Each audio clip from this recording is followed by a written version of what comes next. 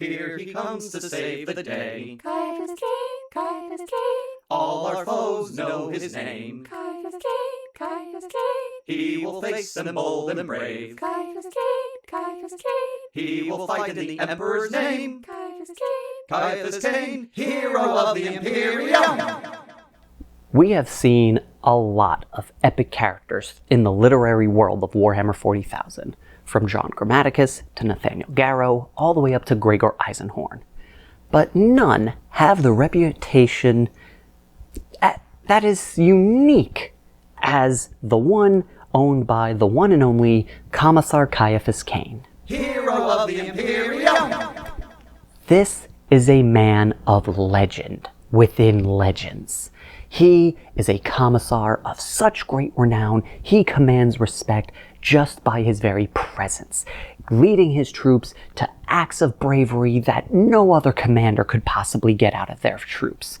He is also a brilliant combatant, capable of defeating foes with his amazing swordsmanship skills, or take them out with a well-placed bolt round with his keen hawk-like eye. He is also a master tactician, capable of crafting strategies that the enemy cannot predict and leading his forces to victory, or predicting his foes' strategies and able to create a counteroffensive that they are unable to defeat, leading the Imperium to greater victory out of the jaws of defeat. He is also a total sham. That's right. Ciaphas Cain, the hero of the Imperium, is a fraud. He's not some hardened commissar that takes no nonsense and is just dedicated to dishing out the Emperor's will and keeping up morale. He's just a guy who wants to live long enough to retire. He is doing everything he can to avoid combat so he can just retire and find a nice habited world safe within the middle of the Imperium so war cannot find him, and wait until he can die of old age. So he does his best to make his men happy so they're willing to fight for him. He's also not this brave swordsman. He tries to avoid combat whenever possible, and usually something ends up bailing him out. And because he's the only one to live to tell the tale, his story gets interpreted by everyone around him that goes, well, obviously this is how you would have survived that. And he's kind of forced to agree with that and just say, yeah, that's how it happened. He's not this brilliant tactician who's trying to create these epic strategies for total victory. He's trying to find the way to keep himself out of the fighting for as long as possible without looking like he's trying to avoid being in combat. This is a man who is a prisoner of his own legend, because if he ever admits that it was just dumb luck or that's not what he was trying to do, he'll lose the respect of those under his command, and they probably won't bother protecting him and instead leave him in a ditch to die. And on top of that, if the higher-ups find out about what he's really doing, then he'll be executed for cowardice. So he can't get away, and he has to play the part that has been forced on him, making him the face of Imperial propaganda unwillingly. And because of that, we get this wonderful element in our 40k novels involving him, which is comedy. He adds that extra bit of jokes and humor that is very rarely seen in the Warhammer 40,000 universe. We occasionally get a couple of jokes here and there, but nothing like what Cain brings to the table, while also still being a military drama that's still grim dark. It's still that gritty, dark fantasy that we all know and love, but there's that beautiful blend of comedy that just adds a unique aspect and entertainment to the 40k universe that isn't seen anywhere else. And with his first novel getting reprinted and his first introduction as a model in the 40k game, I thought today we would enter into the book corner his very first adventure, For the Emperor by Sandy Mitchell. Ciaphas Cain has been assigned to a Valhallan regiment that has been requested to go to the Gravelax system. Gravelax lays on the edge of Imperial space, right on the border between Imperials and the Tau Empire. Rumor is that Gravelax is planning to secede from the Imperium and join the Tau Va, which is something they can't have happen.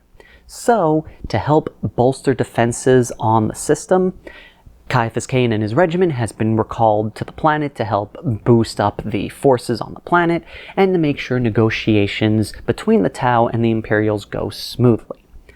But this peace negotiation isn't something everybody's keen on having go through. There are forces at large trying to stir up some trouble. And it is up to Ciaphas Cain not to just figure out what's going on Gravelax, but to get out alive himself.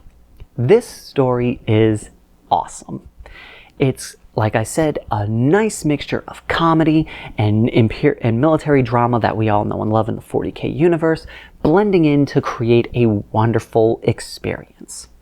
Now, in my earlier description of Cain, it seems like he's this bumbling fool who's just like, oh, let's get out of here. Oh, blum, blum, blum. Wow, Ciaphas, you just caught the dude. I just tripped over him, but yes. That's not what happens in this story. Cain is actually fairly competent.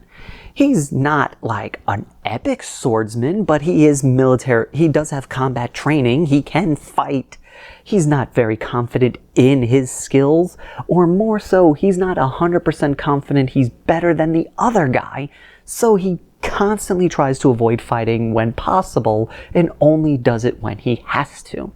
He isn't the most brilliant strategist, but he's not a fool. He can think up of fairly sound strategies that can work. And while he does claim to be a coward, he does have his moments where he is actually brave. And he's also quite the talker, capable of calming people down and getting heated debates to a slow simmer so negotiations can go on peacefully. He's capable of a lot of stuff. He's honed his craft into making sure he survives. And that's what makes him such a wonderful character to read about. You know, he's not annoying. He's not irritating to a point where you just wish he would go away. You want to see how he gets out of situations. You want to see how he succeeds. You want to see him complete the task. And that's why this story is so great, because the character is so relatable. And like I said, the comedy is a complement to the story. It doesn't railroad everything and goes on to the slapsticky form. It's a very natural form of comedy that is just outright enjoyable and not real. It doesn't halt the story for a joke, which is very easy to do in these kinds of situations, especially when you hear Cain described, oh, he's a commissar that hates fighting and wants to just stay alive, he's a coward. It can be hard to believe that that kind of a story works, and I was sort of doubtful about it. It took me a while to get into, to jump in and read the Cain novels, because I was always like, I'm not sure if I'd really like this, because it sounds like he's just goofy. And it's a shame that I waited this long to read about Cain, because it is nothing like that. It is, I would say, a breath of fresh air within the 40K series. After reading so many books of dark grittiness and blood and depression and horrible things happening, it was nice to finally see a little bit of lightheartedness in there that felt organic and real. The story is very well paced without any real hiccups or slow points where you're like, come on, let's get on with it. And the mystery behind the story of who's behind everything going on, is it the Tau, is it the Imperium, is it a mixture of both or a third party? The mystery behind these elements is so engaging, you really want to find out how it's going to end. And the ending to the story, when you find out what's been going on, is just like, whoa. Because then you go back and look at it and it all makes sense. It's a thrilling ride from start to finish. Like I said, the pacing's very good. The story is very well written. It's easy to follow. And it does a very unique take on this, because it's actually written as a journal entry from Ciaphas Cain's point of view. The story sets up as this inquisitor who knew Cain is gathering a story for inquisitorial review. So she's taking entries from his books that he wrote of his exploits. Basically, he's like, well, I'm over and done with my career, so let me just write down what happened. And he's telling us the real story of what happened. So it's a nice, cool little journal entry of, we're getting Cain's perspective. There's no question about what he was thinking or what the situation was. And they have a very interesting way of getting around the whole, how do you know what happened in the parts you weren't there for?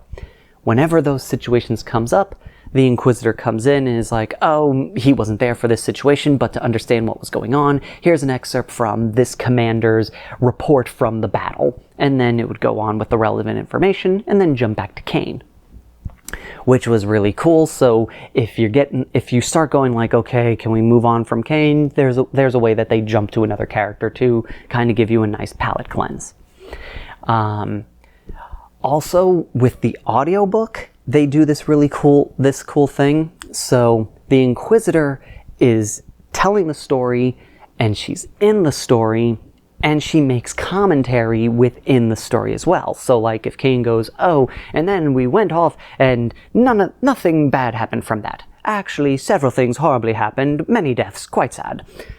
To help tell when the Inquisitor is talking to us and not talking in the story, they had a second narrator come in who plays the Inquisitor whenever she's, for lack of a better word, breaking the fourth wall with us, to make it a little easier for the audio listeners to understand when it is the Inquisitor talking to us and when it's the Inquisitor talking in the story, which was very well appreciated. I like when they do stuff like that to help make it a little easier for those that are listening to the audiobook.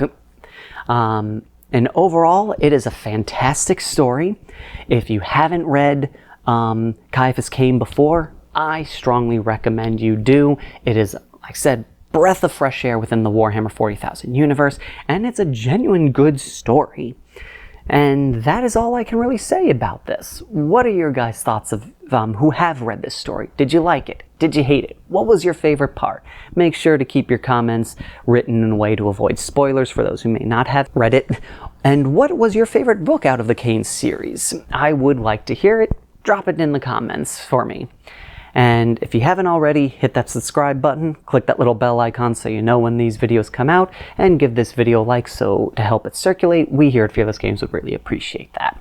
Thank you all for watching, and until next time, Fearless Gamers, take care. Here he comes to save the day. Ciaphas Cain, Ciaphas Cain. All our foes know his name. Ciaphas Cain, Ciaphas Cain. He will face them bold and brave. Ciaphas Cain, Ciaphas Cain. He will fight in the Emperor's name. Ciaphas Cain. Ciaphas Cain, hero of the Imperium. Here he comes, the day is saved. Ciaphas Cain, Ciaphas Cain. All our foes die today. Ciaphas Cain, Ciaphas Cain. He will fight with bolt and blade. Ciaphas Cain, Ciaphas Cain. The Emperor's wrath is here today. Ciaphas Cain. Ciaphas Cain, hero of the Imperium. Ciaphas Cain. Ciaphas Cain, hero of the Imperium.